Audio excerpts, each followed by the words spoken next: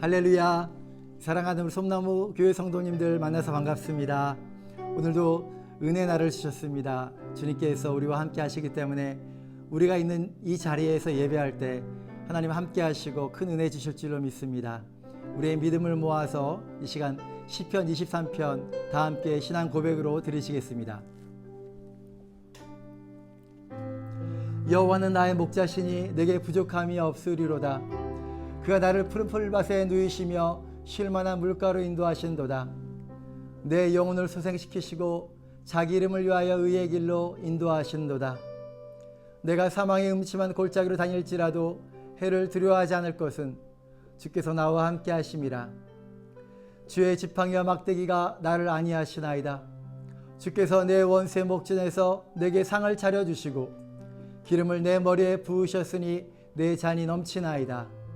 내 평생의 선하심과 인자하심이 반드시 나를 따르리니 내가 여호와의 집에 영원히 살리로다. 아멘. 오늘 우리에게 주시는 하나님의 말씀은 창세기 3장 1절부터 9절의 말씀입니다. 창세기 3장 1절에서 9절의 말씀, 제가 봉독해 드리겠습니다. 하나님의 말씀을 읽으실 때 오늘 우리에게 주시는 계시의 말씀으로 받기를 원합니다. 그런데 뱀은 여호와 하나님이 지으신 들짐승 중에 가장 간교하니라. 뱀이 여자에게 물어 이르되 하나님이 참으로 너희에게 동산 모든 나무 열매를 먹지 말라 하시더냐. 여자가 뱀에게 말하되 동산 나무의 열매를 우리가 먹을 수 있으나 동산 중앙에 있는 나무의 열매는 하나님의 말씀에 너희는 먹지도 말고 만지지도 말라. 너희가 죽을까 하노라 하셨느니라. 뱀이 여자에게 이르되 너희가 결코 죽지 아니하리라. 너희가 그것을 먹는 날에는 너희 눈이 밝아져 하나님과 같이 되어 선악을 알 줄 하나님이 아심이니라. 여자가 그 나무를 본즉 먹음직도 하고 보암직도 하고 지혜롭게 할 만큼 탐스럽기도 한 나무인지라. 여자가 그 열매를 따먹고 자기와 함께 있는 남편에게도 주매 그도 먹은지라. 이에 그들의 눈이 밝아져 자기들이 벗은 줄을 알고 무화과 나무와 잎을 엮어 치마로 삼았더라. 그들이 그날 바람이 불 때 동산에 거니시는 여호와 하나님의 소리를 듣고 아담과 그의 아내가 여호와 하나님의 낯을 피하여 동산 나무 사이에 숨은지라. 여호와 하나님이 아담을 부르시며 그에게 이르시되 내가 어디 있느냐. 아멘. 잠시 기도하겠습니다. 하나님 아버지 감사합니다. 우리를 주 예수의 보혈의 피로 깨끗하게 씻어주시고 하나님의 자녀로 삼아주셔서 오늘도 주님 앞에 나와 신령과 진정으로 예배하며 하나님의 말씀을 듣게 하시니 감사합니다. 창세기 3장 1절에서부터 9절의 말씀입니다. 이와 같은 아담과 하와의 그 불순종으로 인해서 죄악이 들어오고 그 인생의 죄를 깨끗하게 씻기시기 위해서 주님은 십자가에 그 모진 고통을 당하시면서 우리에게 은혜를 또한 베풀어 주시니 감사합니다. 이 사순절을 지내면서 하나님 우리에게 주시는 그 메시지, 우리가 어떻게 죄를 범하였고 또 주님은 어떻게 우리를 위하여 은혜를 주셨는지를 깊이 묵상하는 은혜의 절기가 되게 도와주시고 오늘 이 말씀을 통하여 다시 한번 하나님의 말씀 앞에 서며 하나님 앞에 어떻게 신앙생활해야 될지 결단할 수 있는 은혜의 시간 되게 하여 주시옵소서. 성령 하나님, 이 말씀을 듣는 모든 자들에게 하나님의 음성을 듣게 하시고 하나님의 뜻을 밝게 깨달아 주님의 말씀 앞에 결단하며 다시 한번 주님의 은혜 안으로 들어가는 놀라운 은혜가 임하는 축복의 시간 되게 하여 주시옵소서. 감사하며 예수님의 이름으로 기도합니다. 아멘. 우리 하나님은 우리를 사랑으로 지키시는 하나님이십니다. 하나님 나 같은 사람을 기억하실까? 라고 질문할 때도 있지만 그때는 우리가 자존감이 낮아져서 그렇습니다. 하나님 우리를 지키시는데 하나님의 사랑으로 변함없이 눈동자와 같이 지키시는 하나님이십니다. 10손가락 깨물어 아프지 않은 손가락 없다고 하죠. 하나님은 오히려 약하고 부족한 자녀일수록 더 많이 말씀해 주시고 더 많이 사랑으로 붙들어 주시는 하나님이십니다. 하나님은 하나님의 자녀들 모두를 기억하시고 그들이 온전히 자신의 철로 역정과 같은 인생을 성공적으로 마치고 마침내 영생의 피니시 라인을 기쁜 얼굴로 통과하는 그날을 하나님 보시기를 고대하시고, 그것을 위해서 하나님은 우리에게 성령을 부어주시고 우리로 하여금 구원을 견인하시는 하나님이십니다. 이런 하나님, 오늘도 주님 앞에 나온 우리 모두가 그 은혜를 경험하는 복된 아침이 될 줄로 믿습니다. 하나님께서는 자신의 이름으로 자신의 모습을 보여주셨습니다. 하나님이 누구야?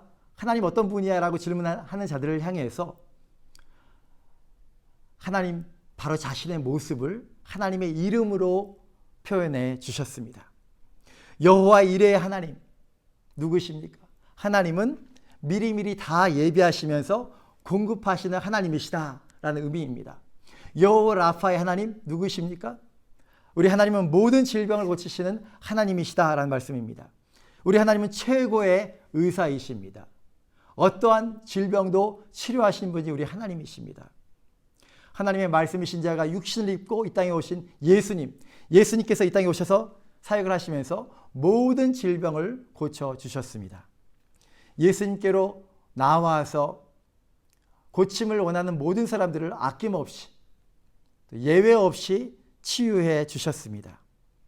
그러므로 그 이름, 예수란 이름 안에는 놀라운 하나님의 은혜가 가득 담겨져 있는데, 그 이름, 예수의 이름 안에 모든 생명이 담겨져 있는데, 그 이름을 저와 여러분에게 하나님은 영원한 기업으로, 사라지지 않는 기업으로 우리에게 은혜로 주셨습니다. 이 기업이란 무슨 말입니까? 기업이란 것은 우리로 이 땅에서 살아가게 하는 힘, 그 힘의 원천을 의미합니다. 사실 그 기업인 하나님이 우리에게 주신 그 기업으로 우리가 먹고 산다는 거죠. 그러니까 하나님의 사람들은 뭘로 먹고 산다? 하나님의 이름으로 먹고 살 수 있도록 은혜를 베풀어 주신 것입니다. 치료자 되신 하나님, 공급자 되신 하나님, 친구 되신 하나님, 목자 되신 하나님, 승리자 되신 하나님, 그분이 바로 예수 그리스도이십니다. 왜요? 예수의 이름이 바로 그 모든 그 특성을 담고 있기 때문에 그렇습니다. 예수라는 이름은 바로 치료의 근원이며 부유함의 근원이며 행복의 근원이며 승리의 근원입니다.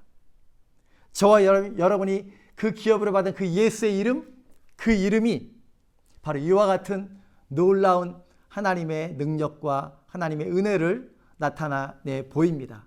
저와 여러분에게 그 이름이 있습니다. 뿐만 아니라 그 이름이 나라는 존재를 확 바꾸어 버렸습니다. 한 자연인 인간이었는데 그 이름을 기업으로 받는 그 순간 우리는 바로 그 이름으로 일컬음을 받는 하나님의 자녀가 되었습니다. 이 말은 무슨 말이냐면, 하나님의 아들이 예수란 이름으로 이 땅에 살아주신 것처럼 또 우리 또한 그 이름으로 일컬음을 받는 작은 예수가 되었다는 사실입니다. 저를 따라 하시겠습니다. 나는 작은 예수다. 우리는 작은 예수가 되었습니다. 크신 하나님, 예수님은 크신 분이시고 우리는 작은 하나님의 아들이죠. 그래서 작은 예수. 이 말은 그 이름의 모든 능력들이 바로 저와 여러분 안에 충만하게 거한다는 것을 의미합니다. 예수님처럼 예수님도 공생애를 그 주님의 이름 예수의 이름으로 감당하셨고, 또 우리 또한 그 이름으로 일컬음받는 작은 예수가 되어서 그 이름으로 행하게 되었습니다.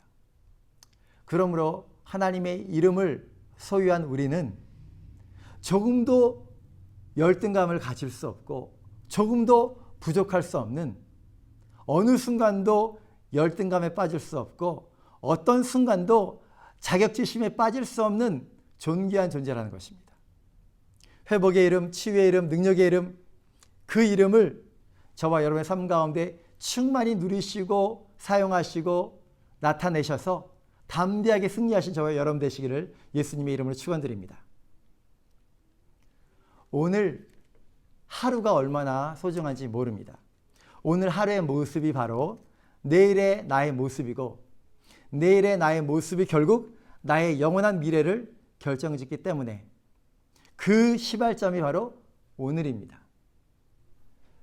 하나님을 믿고 하나님의 말씀을 순종하는 삶은 언제나 오늘 하루의 삶을 벗어나지 않습니다. 오늘 하루 속에서 나는 하나님의 말씀을 진지하게 묵상하고 또 그 말씀 앞에 서고 또 그 말씀을 묵상하면서 결단하고 순종하기도 하고 또 그렇게 하루란 날 중에 하나님의 말씀을 무시하고 불순종하고 불신앙으로 살아가기도 하는 그 모든 것들이 하루란 날 중에 벌어집니다. 그러므로 우리 인생에서 가장 중요한 질문은 바로 나는 하루를 어떻게 살 것인가 라는 질문에 대한 답입니다. 많은 사람들은 지난주도 나에게 주어졌고 어제도 나에게 주어졌기 때문에 내일도 내게 거저 오겠지 라고 생각하며 삽니다. 그리고 내일은 오늘보다 더 좋을 거야 라는 막연한 기대를 갖고 삽니다. 그런데 인생에 있어서 가장 잘못된 자세 중에 하나는 바로 이것입니다. 막연한 기대를 갖고 사는 것입니다. 교회에 출석하는 대부분의 많은 신자들도 교회에만 꾸준히 잘 다니면서 시간이 흐르면 자신의 믿음이 자랄 것이라는 막연한 기대를 갖습니다. 이것 또한 잘못된 것입니다. 진정한 신앙의 터전이 되는 시간은 바로 오늘이고 또한 내가 대부분의 시간을 보내는 그 장소입니다. 교회가 아닌 것입니다. 내가 오늘 서 있는 바로 나의 삶의 자리, 오늘이라 일컬어지는 그 날 중에서 내가 처한 그 삶의 자세가 있는 그 자리가 가장 중요한 것입니다. 그러므로 우리는 말할 수 있습니다. 막연하게 하루를 보낼 때 미래에 대한 소망을 가질 수가 없습니다. 하루의 삶 속에서 적극적으로 하나님의 말씀만을 순종하리라는 결단이 필요하고요. 또한 어떠한 힘든 상황이 온다 할지라도 하나님의 말씀을 포기하지 않으리라라는 결단이 정말로 필요합니다. 내 안에 있는 이름, 그 이름이 어떤 이름인지 경험하고 배워야만 합니다. 그래야만 내가 더욱더 온전한 믿음의 사람으로 오늘 하루 승리할 수 있게 됩니다. 어떤 피아니스트가 이런 말을 했습니다. 피아노를 연습할 때 실수를 하지 않으려고 최대한 애를 쓰면서 피아노 연습을 하십시오 라는 말을 들어본 적이 있습니다. 연습이라고 해서 아무렇게나 막 치는 것을 용납해서는 안 된다는 것이죠. 자신이 잘못 치는 것을 깨닫지 못하고 계속 치고 또 실수하는 것을 알면서도 실수를 용납하면서 계속 실수를 방관해 버린다면 사실 연습을 안 한 것이 더 낫다란 말입니다. 잘못된 습관만이 자신의 머리와 손이 기억하게 된다는 것입니다. 그렇기 때문에 그 연습을 통해서 잘못된 피아노 건반을 칠 가능성이 더 많다는 것입니다.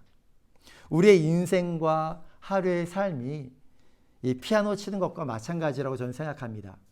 오늘이라는 하루 중에 말씀을 순종하는 것을 배우고 또 승리를 체험하면서 배우고 오늘이라 불려진 이 날에 우리는 주님 안에서 성공을 연습해야 될 줄로 믿습니다. 오늘에 일컬어진 이 날에 우리는 주님 안에서 주님 안에서의 성공을 나의 습관으로 만들어야 될 줄로 믿습니다. 그렇지 못하고 오늘이라는 하루 중에 실패를 연습하고 실패의 습관만을 나의 삶 속에 만들어 간다면 우리의 미래는 사실 어두운 것입니다. 오늘 주님 앞에 나오신 여러분 모두가 오늘 저와 여러분이 하나님의 말씀 앞에 섰는데 오늘 이 시간에 새롭게 하나님의 은혜 앞에 나아가고 새롭게 오늘 주의 말씀을 결단해서 내일과 모레의 삶, 하루하루의 삶이 주님의 은혜 가운데 새로운 변화가 임하기를 예수님의 이름으로 축원드립니다. 오늘 말씀은 저와 여러분 모두가 너무나도 잘 아는 말씀이죠. 아담과 하와가 맞이한 이 날은 어떤 날입니까? 한마디로 망한 날입니다. 실패를 했는데 완전히 실패한 날. 망했는데 영적으로 완전히 망해버린 날입니다. 여러분, 아담과 하와가 선악과를 따먹은 날, 그날은 어떤 날이었을 것 같습니까? 그 하루가 어떤 날이었을 것 같습니까? 무서운 뱀, 요한계시록에서는 마귀라고 하죠. 그런 악한 자가 나타난 날이니까 하늘은 흑암의 하늘이고 잔뜩 구름이 끼고 비바람이 몰아치고 또 시간이 지나니까 우박이 우두두두 떨어지는 그러한 날이었을까요? 저는 아니었다고 생각합니다. 오히려 바람이 산들산들 불고요. 푸른 하늘에 멋진 뭉게구름이 좀 몇 개 떠 있고요.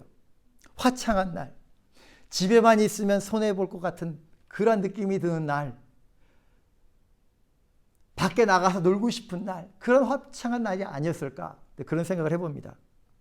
그렇게 좋아 보이는 날, 뱀이 하와에게 다가온 것입니다. 오늘 말씀에서 발견되어지는 세 가지의 어두운 진실이 있습니다. 첫 번째는 우리가 처해 있는 환경에는 악한 자가 함께 존재한다는 사실입니다. 아담과 하와가 살고 있는 이 에덴 동산입니다. 그런데 어떤 연유에서든지 이 뱀이 들어와서 함께 존재한다는 사실입니다. 악한 자는 뱀으로 다가왔습니다. 뱀에 대해서 성경 말씀은 간교한 존재라고 말씀하고 있습니다. 간교함이란 교묘하게 속이는 간사한 재주를 말합니다. 1절 말씀 보겠습니다. 그런데 뱀은 여호와 하나님이 지으신 들짐승 중에 가장 간교하니라. 뱀이 여자에게 물어 이르되 하나님이 참으로 너에게 동산 모든 나무의 열매를 먹지 말라 하더냐. 뱀이 여자와 의사소통을 하고 있습니다. 나무의 열매를 먹지 말라 하더냐? 이렇게 질문을 하고 있습니다. 우리가 처해 있는 이 환경은 우리가 나만 사는 곳이 아니라 이 악한 자도 함께 존재하는 곳임을 알게 됩니다. 그리고 더 나아가 그 악한 자와 함께 존재하면서 함께 소통도 하면서 함께 살고 있구나라는 것도 알게 됩니다. 그러므로 이 땅은 하나님의 말씀만 있는 곳이 아니라 악한 자의 소리, 악한 자의 음성도 함께 듣는 곳임을 우리는 기억해야 됩니다. 두 번째로 우리가 배우게 되는 진실은 그 악한 자는 우리에게 의도를 가지고 다가온다는 것입니다. 이 뱀이라는 존재가 다가와서 불쑥 던지는 말이 하나님이 참으로 너에게 동산 모든 나무의 열매를 먹지 말라 하시더냐. 이 질문 자체가 의도가 있는 질문입니다. 이 질문으로 대화가 결국 동산 중앙에 있는 나무로 이 대화가 진행이 됩니다. 창세기에서는요, 사실은 이 선악과라는 말이 없습니다.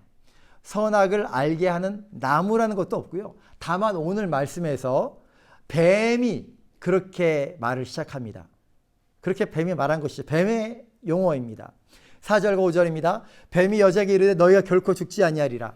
너희가 그것을 먹는 날에는 너희 눈이 밝아져 하나님과 같이 되어 선악을 알 줄을 하나님이 아심이라. 선과 악을 알게 될 거야 라고 뱀이 속삭인 것입니다. 그러면 그것을 알게 되면 뭐합니까? 그것을 따먹어서 선악을 알게 되면 뭐합니까? 죽어버리는데. 그렇죠? 이것이 가장 중요한 진실이라는 거죠. 먹으면 죽는데 그것을 따먹어서 선악을 안다 한들 먹으면 죽어버리는데요. 하나님은 그 나무를 선악나무라고 그 열매를 선악과로 지칭하신 적이 없습니다. 이러한 명칭 자체가 사실은 뱀으로부터 시작이 된 거예요. 하나님은 다만 뭐라고 말씀하셨냐면 그 동산 중앙에 있는 나무의 과실을 먹지 말라라고 말씀하셨을 뿐입니다. 하나님의 뜻과 생각을 우리가 다 알지 못합니다. 이거 굉장히 중요한 진실입니다. 다 알려고 할 때 잘못된 길로 나가는 것입니다. 여러분, 이단의 시작이 되는 가장 중요한 부분 중에 하나가 바로 창세기입니다. 창세기 이 부분에서 많은 이단들이 또한 시작이 되고 있습니다. 이단의 잘못된 신앙이 다 알 수 없는 것을 다 알려고 노력할 때 문제가 생기는 거죠. 우리는 하나님이 알려주신 계시의 말씀에 순종하는 존재입니다. 우리가 하나님의 말씀에 순종할 때 100%다 알아서 순종하는 것이 아닙니다. 100% 몰라도 또 하나님이 말씀하셨기 때문에 이것이 나를 사랑하시는 하나님 아버지의 말씀이니까 우리가 순종하는 거죠. 우리가 100% 다 이해하지 못합니다. 모르는 것은 모르는 것으로 인정하고 다만 내가 반드시 해야 하고 지켜야 할 것을 지키는 것이 우리의 본분입니다. 우리는 궁금해서 왜 선악을 알게 하는 나무를 만들었어? 라고 질문할 수 있지만 주님은 그저 동산 중앙에 있는 그 나무의 열매를 먹지 말라. 먹으면 죽을 것이다 라고 말씀했을 뿐입니다. 그러면 어떻게 돼요? 그럼 먹지 않으면 됩니다. 먹지 않으면 살게 되는 것이죠. 아담과 하와는 에덴 동산을 다스리는 자입니다. 그는 하나님의 형상의 모양대로 지음받아서 하나님의 대리자로서의 엄청난 권세가, 왜요? 하나님의 이름이 있었기 때문에 하나님의 권세자로서 이 땅에 사는 정말 꾸릴 것이 없는, 자격지심이 필요 없는 그런 존재였습니다. 권세자였습니다. 얼마나 누릴 것이 많은지 몰랐습니다. 그렇지만 또 한 가지 중요한 것은 그들은 또한 다만 위임을 받은 존재라는 것이죠. 그러므로 그 동산 중앙에 있는 그 나무에 대해서 그렇게 목내어놓고 목숨 걸고 알려고 할 필요가 없었습니다. 그렇게 우리는 한계가 있는 존재라는 사실이죠. 그런데 뱀의 말을 듣고 다시 그 나무를 보니 어떻게 됩니까? 욕심이 난 거예요. 알고 싶은 욕심이 난 겁니다. 하나님처럼 되고자 하는 욕심이 난 겁니다. 뱀의 말을 듣고 보니까 달리 보이는 거예요. 6절 말씀입니다.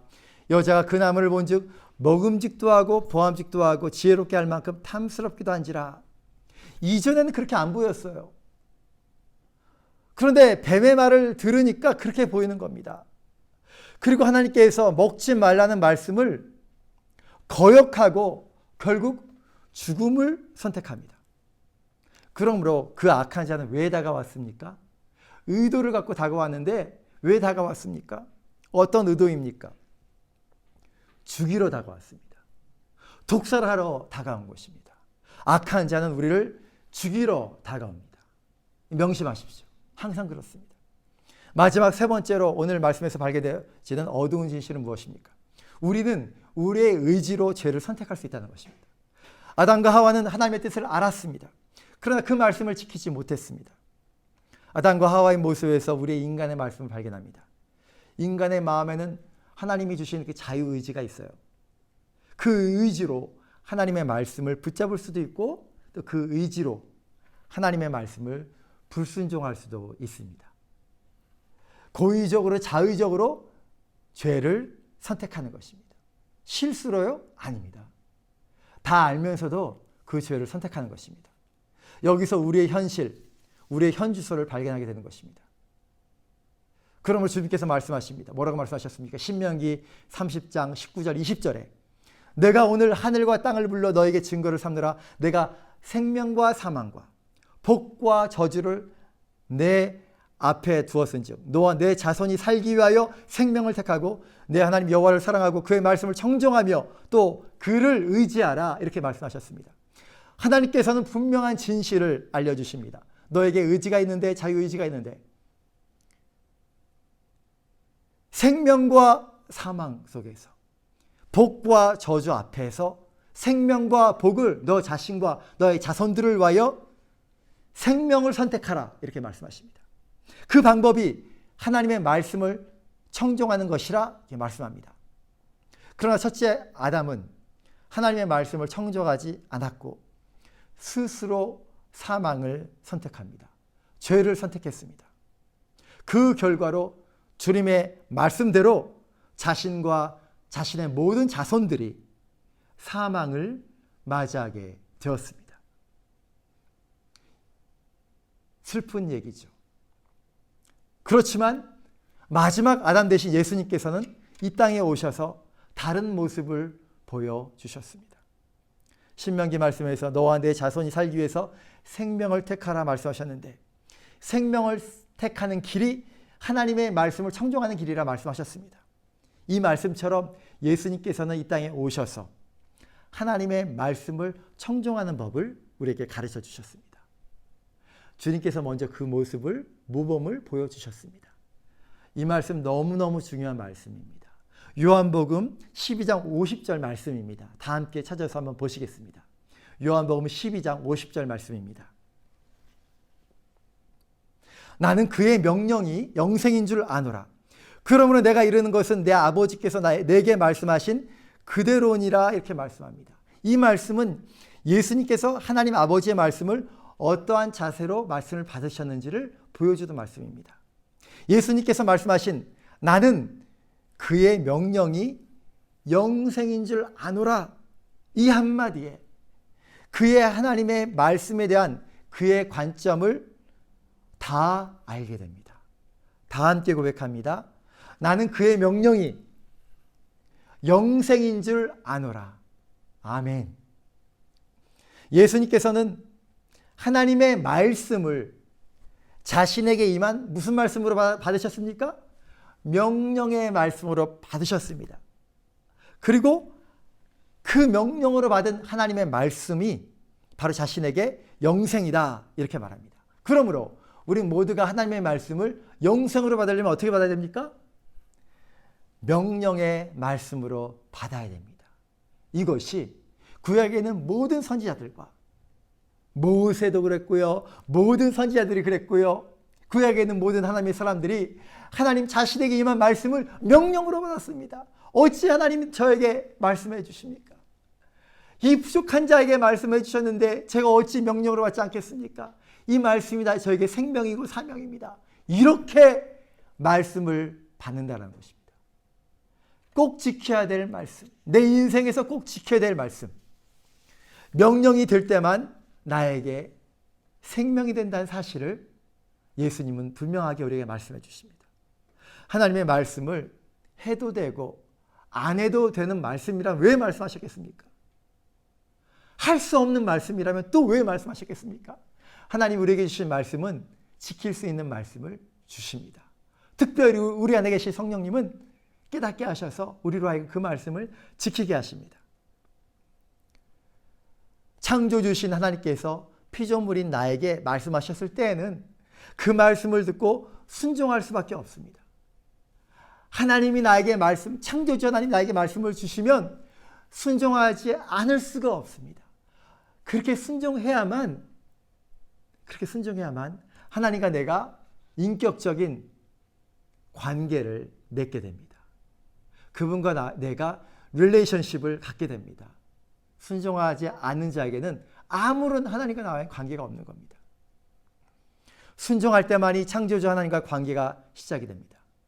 순종할 때만이 진실로 명령의 말씀으로 알고 순종할 때만이 생명이 되고 영생이 된다고 성경은 말씀하시는 것입니다. 우리는 이 아침에 다시 한번 하나님의 말씀을 대하는 나의 자세를 다시 한번 살펴보기를 원합니다. 말씀을 취사 선택하는 것은 아닌지, 내가 기분이 좋을 때는 순종하는 것 같지만 힘들 때는 어김없이 포기하는 것은 아닌지, 예수님께서 보여주신 이 말씀의 자세를 갖고서 아담과 하와가 이 창세기 3장에서 하루를 살았다면 오늘 본문의 결과를 맞이하지 않았을 것입니다. 아담과 하와는 하나님의 말씀을 명령으로 받지 않았습니다. 오늘날 우리들도 마찬가지입니다. 말씀은 명령으로 받을 때만 생명이 됩니다. 순종하면 좋고 안 하면 그만인 식으로 말씀을 받는다면 우리들도 아담과 하와가 똑같은 결과를 오늘 하루에 우리는 만들어낼 수 있는 존재입니다. 이것을 기억하시길 바랍니다. 예수님께서는 마지막 아담으로 이 땅에 오셨습니다. 예수님께서 광야에서 악한 자를 개인적으로 만나셨습니다. 왜냐하면 예수님께서 존재하신 공간에 악한 자, 마귀도 함께 거했기 때문입니다. 그리고 그 마귀가 아담과 하와에게 했던 것처럼 예수님께 의도적으로 접근했습니다. 요한계시록 12장 9절에 보면 악한 자를 이렇게 표현합니다. 큰 용이 내쫓기니 옛뱀 곧 마귀라고도 하고 사탄이라고도 하며 온 천하를 꿰는 자라. 마귀는 언제나 어디서나 꿰는 자로, 간교한 자로 나타납니다. 간교한 말로 미혹하는 자가 바로 마귀입니다. 예수님은 광야에서 40일을 금식하며 줄이신 상황이었습니다. 그때 마귀는 예수님께 말을 겁니다. 내가 하나님의 아들이거든 명하여 이 돌들로 떡덩이가 되게 하라. 떡덩이가 되게 하라. 떡으로 빵을 만들어서 이 금식을 끝내라 이런 말입니다. 그러나 그의 금식은, 예수님의 금식은 하나님 앞에서 하는 것입니다. 그의 금식은 하나님과 교제하면서 하나님의 뜻을 구하는 깊은 하나님과의 사귐의 시간이었습니다. 그 시간에 마귀는 불쑥 나타나서 이처럼 말하는 것입니다. 하나님은 없는 것도 있는 것처럼 부르시고 죽은 자도 사는 자처럼 부르시는 하나님 아니냐. 그런 능력의 하나님 아니냐. 그러니까 빵을 만들어서 먹으라 이렇게 말하는 것입니다. 하나님의 능력으로 할 수 있겠죠. 그러나 금식을 멈추는 것은 마귀의 말에 있는 것이 아니라는 것입니다. 내가 지금 이 금식을 하는 것은 하나님 앞에서 하나님과 교제하면서 한다는 거죠. 나의 금식은 바로 하나님과 깊은 사귐이라는 것입니다. 금식을 멈추는 것은 지금 진행 중인 하나님과 깊은 사귐을 멈추는 것인데, 그것은 그 멈추는 것도 내 말에 있는 것이 아니라 누구의 말? 하나님 아버지에게 있다는 것이죠. 예수님은 마귀의 말을 듣기 전에 먼저 하나님을 먼저 생각한 거예요. 하나님 앞에 있는 나로서 하나님을 먼저 생각을 하신 것입니다. 빵을 만들어 보라는 말보다 사실 여기서 더 힘들게 하는 말이 있습니다. 그것은 뭐냐면 내가 하나님의 아들이거든 이 말입니다. 내가 하나님의 아들이라면 너의 능력을 보여줄 수 있다는 겁니다. 그런데 너는 광야에서 이렇게 거지처럼 뭐하냐는 것입니다.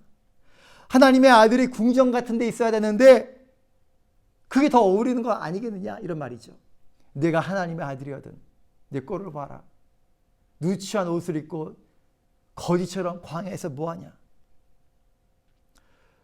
그래서 계속 그런 말로 유혹하는 것입니다. 내가 높은 데서 떨어져도 하나님의 천사 너를 지킬 것이다. 너는 그렇게 능력 있는 하나님의 아들이라는 거죠.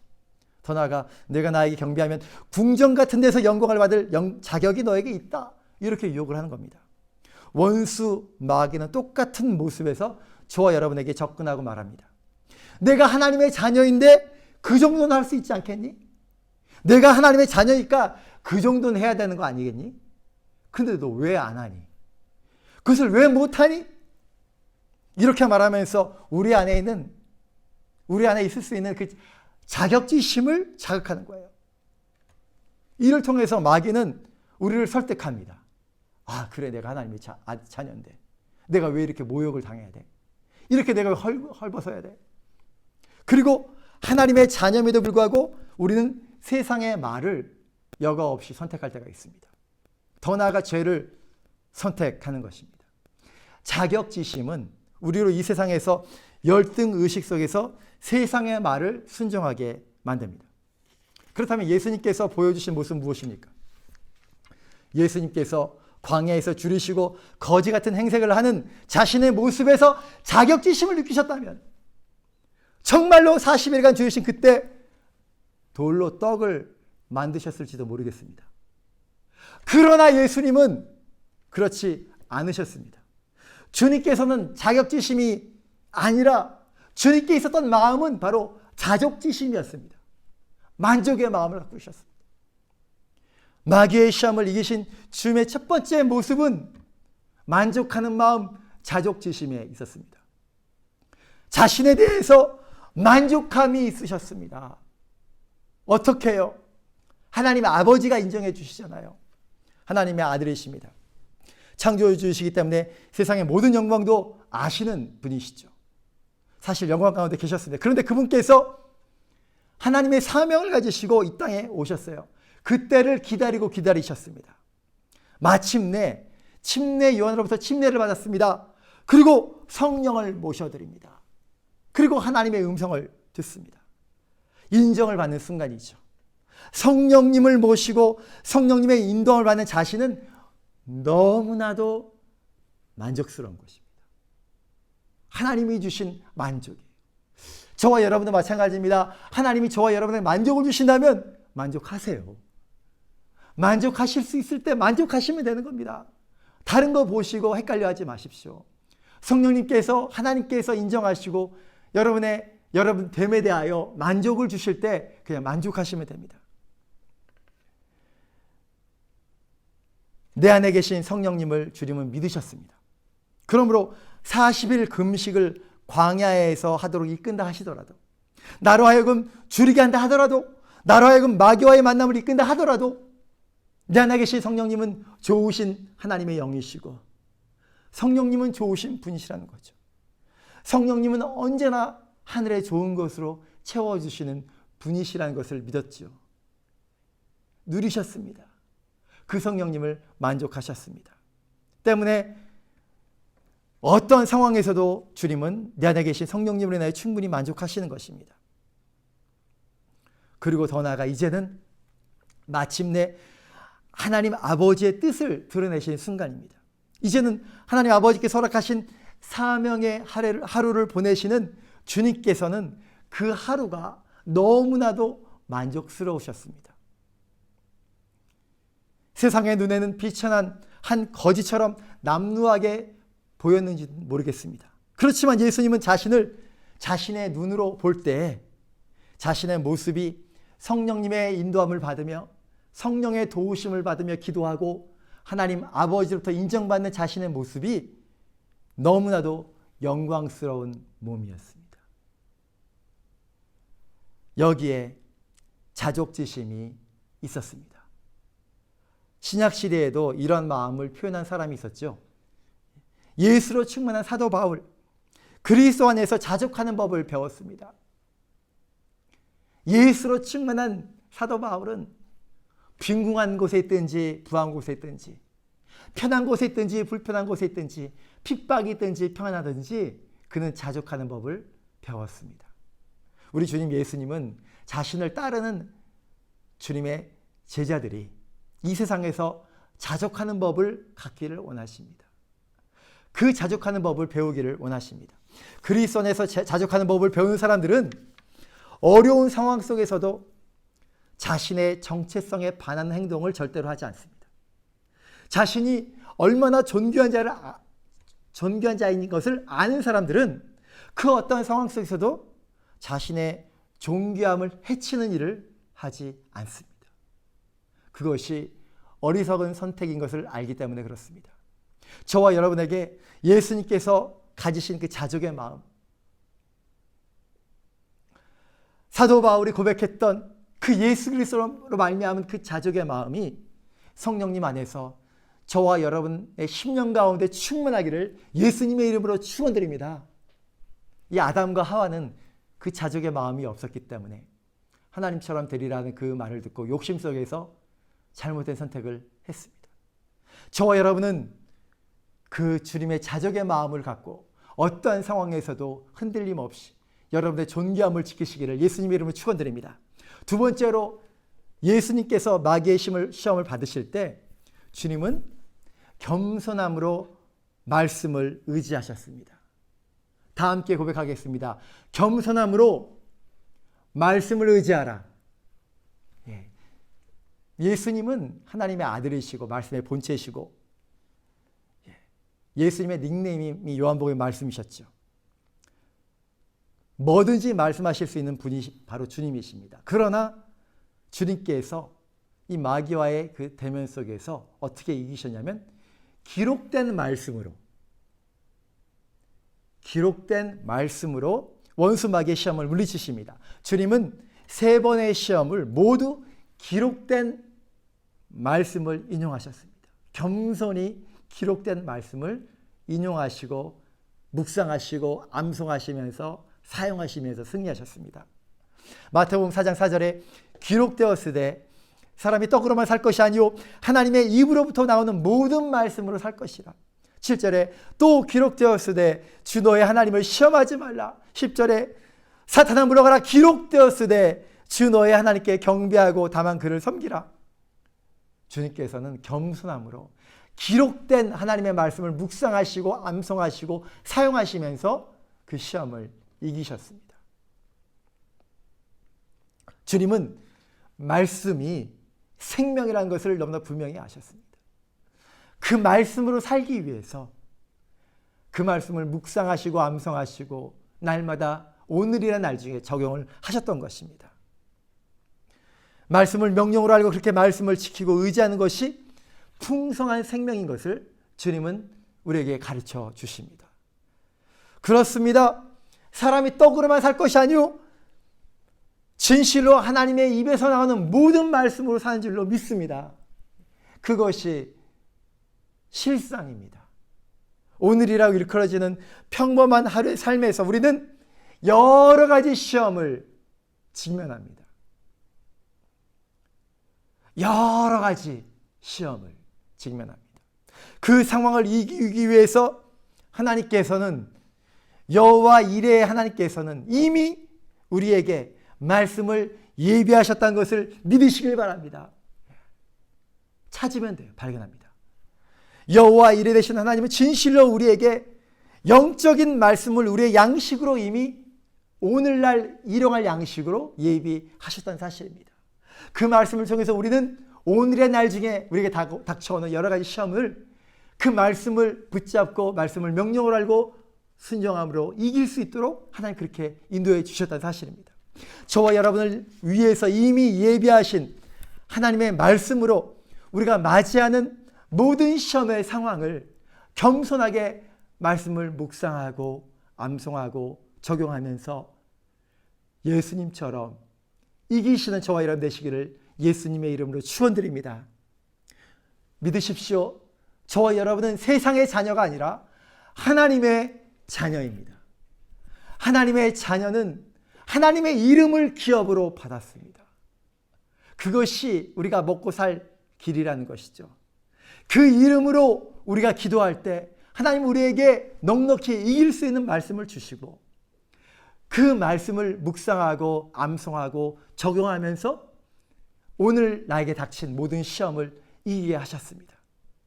하나님의 자녀는 이 세상의 시험과 유혹을 하나님의 말씀으로 이기는 자들입니다. 여러분의 하루의 삶 가운데 생명과 승리의 삶이 경험되어지기를 예수님의 이름으로 축원드립니다.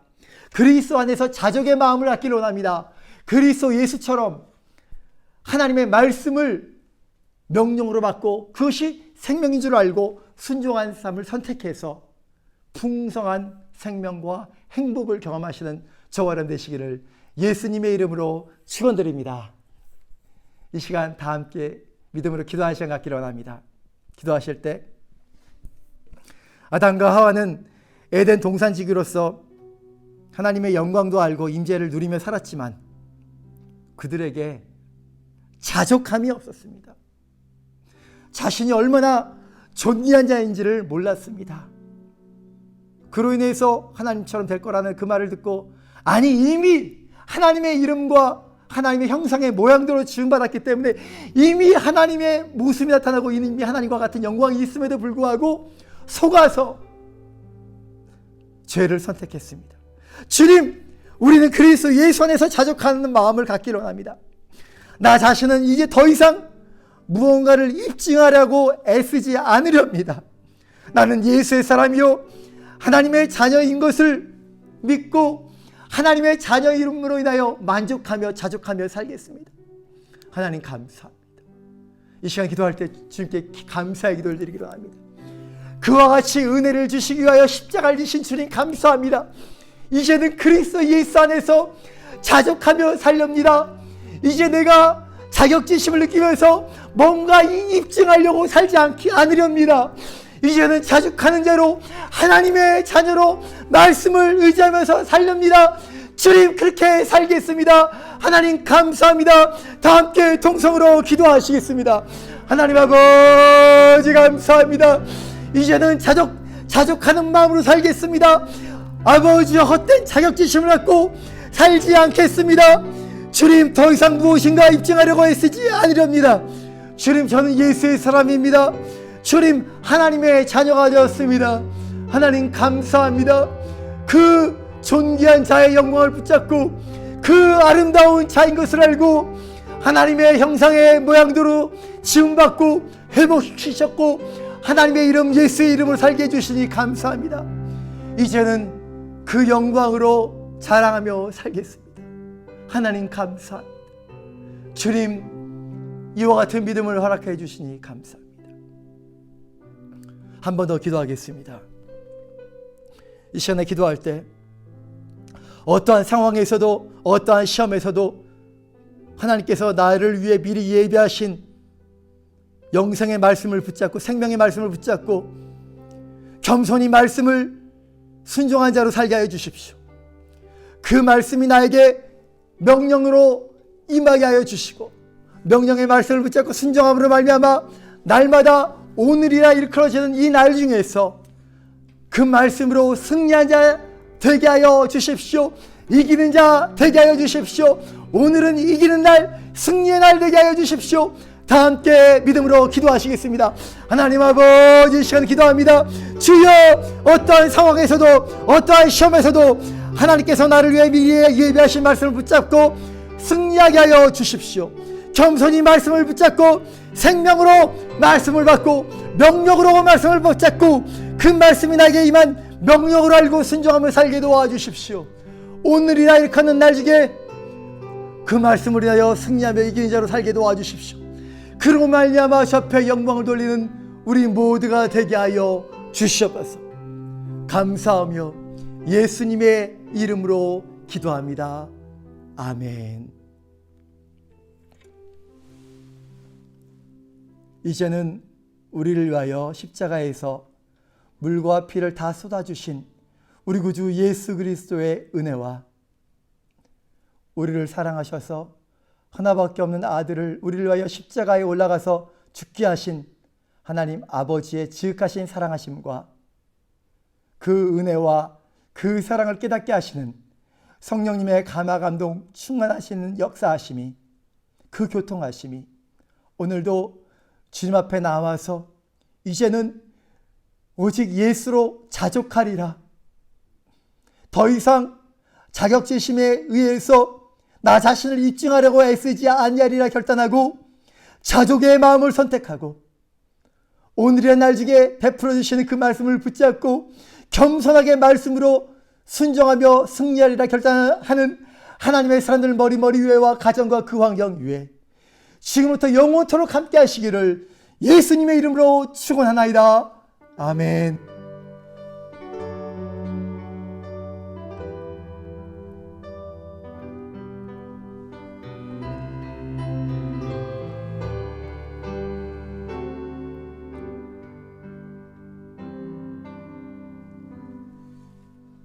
할렐루야, 사랑합니다. 내일부터 또 새로운 하루가 시작이 됩니다. 갇혀있는 것처럼 느껴질 수 있지만 주님 안에서 승리하시는 저와 여러분 되시기를 예수님의 이름으로 축원드립니다. 사랑합니다.